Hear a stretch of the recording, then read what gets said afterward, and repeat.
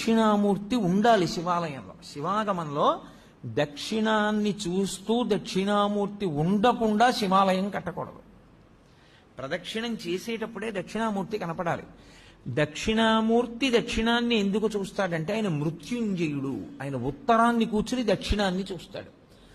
మృత్యువును గూర్చినటువంటి భయము లేనివాడాయన.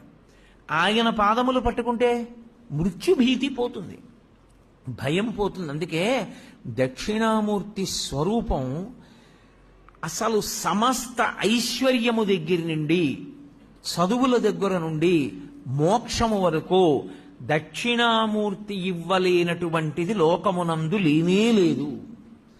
అసలు మీకు నేను ఒక గొప్ప రహస్యం చెప్తాను. ధ్యానం చెయ్యడానికి అత్యంత యోగ్యమైనటువంటి స్వరూపం ఏదో తెలుసా?